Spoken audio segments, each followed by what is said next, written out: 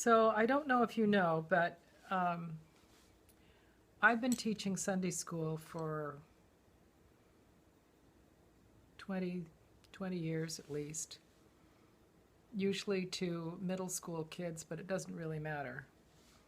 I've also taught second graders and 4 and 5-year-olds, which is pretty interesting. Um, and I always say to them, how old is God? Say to my pupils, how old is God? And they go, huh? And I say, okay, how old is love? Oh, well, love doesn't have an age. That's right. So if you're made in the image and likeness of God or love, how old are you? And they say, well, I guess I don't have an age. And I say, that's right. And I say, so how old am I? I say, well, I guess you don't have an age either. That's right. So in this Sunday school class, the teacher is really God, divine love. And I'm going to probably learn as much from you as you're going to learn from me. And I have only one rule, and that is that I'm the boss. And they go, oh, okay. But once we've established that they don't have an age, you'd be surprised the maturity of 4 and 5-year-olds and how they understand this science of love. And I say science because, as you have understood, my background comes from aviation. My dad, well, my grandparents, my grandfather was a comedian. That's where I get the love of comedy. And my father was Bill Lear, the inventor of the Learjet. So I learned how to fly when I was 17, and I've been performing on stage since I was very little, and loving it, just love. I love to let my light shine. Always have. And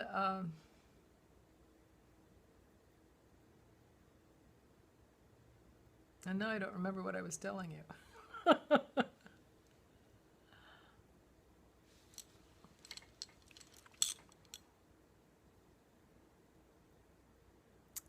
Isn't that interesting? Anyway, I wanted to tell you about prayer and teaching Sunday school and the stuff that I've learned and how amazing it is to be a teacher. You really do learn more when you're a teacher.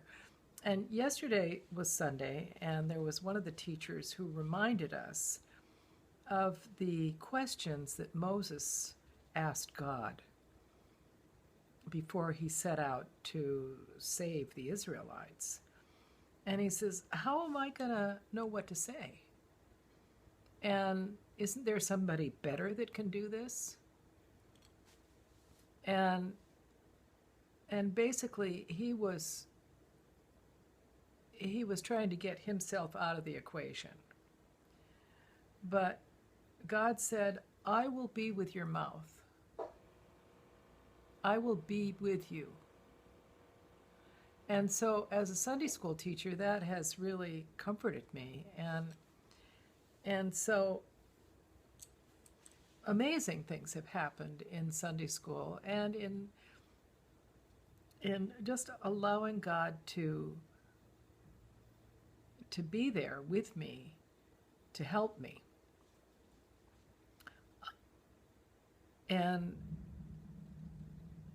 so I remember, it's got to be maybe 6 or 7 years ago, I got a telephone call from somebody I didn't know, and she said, Shanda, I was in your Sunday school class about 10 years ago, and you gave me your card, and you said, if you ever need anything, call me. I said, okay, what can I do for you? And she said, well, I'm going to be committing suicide, and I just wanted to talk to somebody. So I looked at my phone, and I thought, oh, and the area code, I looked it up on the computer quick, and it was Baltimore, Maryland.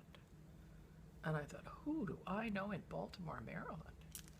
And besides, how can I get help for a 911, call 911 in Baltimore, Maryland? How do you do that? And I thought, physically, there's no way. I don't know who she is. I don't know where she lives.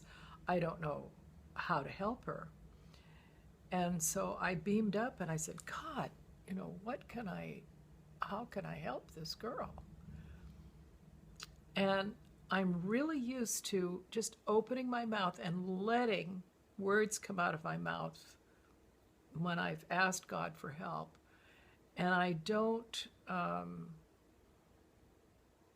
filter them. I just let them come out. So I heard myself say, how boring. And I thought, what the hell does that mean? And the girl said, what? And as I thought about it, I thought, well, yeah. And so as I was fishing in my own thought for what it meant, I was telling her what was coming to me about what it meant. And I said, yeah, well, life is eternal. And so you're going to get on the other side and realize you've just made a big mess. Everybody's wondering why, how they could have helped. You've upset a whole bunch of people. And you still haven't solved the problem. So why don't you just solve the problem now? And I said, so what is the problem? And so she told me that she had just been given a 4-year scholarship to UCLA. And because her dad was from Slavic, he was Slavic from the old country, and her mom wasn't feeling well, her dad wanted this girl to stay home to take care of the children. And so I said, well, it sounds to me like you have to go toe-to-toe with your dad and say, no. And I can't remember any more of this conversation, but that was the gist of it. And about a year later, I get a call, Baltimore, Maryland. And the girl says, hi, Shanda.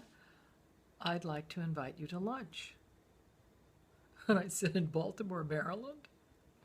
And she says, no, I'm in Westwood. So she had gone to college. She had the conversation with her dad. She said no. And when I went to lunch with her, she said, Shen, I'll never forget that you said to me, how boring. So it's amazing the crazy things that can come to you, that are so unexpected and yet so incredibly healing. Funny. But anyway, that's one of my stories.